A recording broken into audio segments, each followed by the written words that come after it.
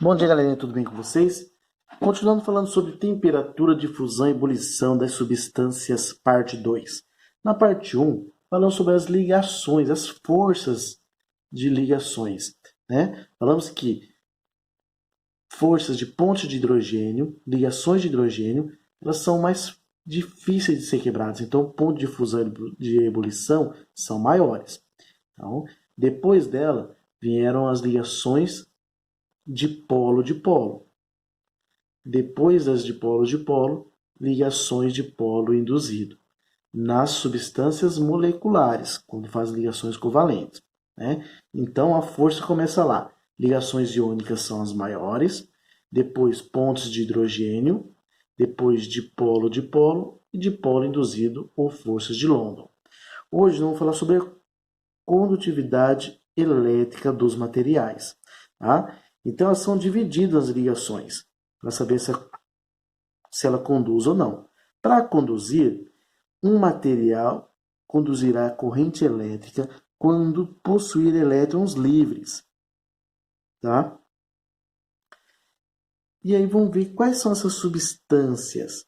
Tá? Primeiro, substâncias metálicas. Lembrando, substâncias metálicas elas não se ligam, né? Não faz aquela parte de doar, receber, compartilhar elétrons. Então elas sempre estão com um elétron sobrando. Vamos supor, eu tenho lá o alumínio, Al. O Al ele libera 3 elétrons. Tá? Então, só o alumínio puro é um metal. Ele pode ligar com vários outros alumínios, mas sempre vai estar sobrando elétrons. Tá? O ferro, Fe mais 2 ou Fe mais 3, ele vai ligar com outro ferro, mas sempre vai estar sobrando. Tá? Eles não fazem essas ligações covalentes nem iônicas. Então, esse material ele é fácil, ele conduz eletricidade. Tá? O cobre, né? Ele conduz eletricidade. Por isso que ele é um bom condutor. Os fios, né, formados por cobre, porque ele, além de ser maleável, o cobre, ele conduz eletricidade. Substâncias iônicas. Iônicas, né? Aquelas que têm um metal e um ametal. Tá?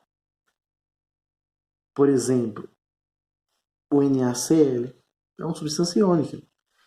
Essas substâncias iônicas, elas conduzem quando fundidas, né? Quer dizer, quando juntadas com outras moléculas, ou dissolvidas em solventes polares.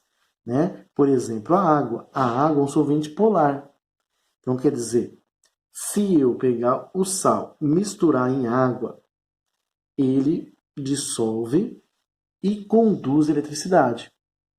Tá? Então, se você pegar um copo de água, colocar sal, passar um fio por ele ali e colocar numa tomada, num interruptor, em uma lâmpada, você acende a lâmpada nesse mecanismo, né? Com um fio dentro do pote de água. Agora, se você só colocar o sal puro ali, o sólido, ele não conduz. Tá? Então, se você colocar o fio no sólido, ele não vai passar corrente elétrica para acender a lâmpada. Ok? Então, somente dissolvidos substâncias iônicas em substâncias polares. Depois, eu tenho as substâncias moleculares polares. Tá? Não conduz corrente elétrica quando pura. Algumas podem conduzir dissolvida em água. E as substâncias moleculares não polares, essa não conduzem. Por exemplo, C6H12O6, isso aqui é a glicose. Né? O açúcar. Se você pegar açúcar e fazer o mesmo sistema do sal, misturar ele em água e colocar um fio para passar do interruptor para a lâmpada, dentro do pote com água e açúcar, não vai conduzir corrente elétrica. Beleza? Era isso, galerinha. Tchau, obrigado.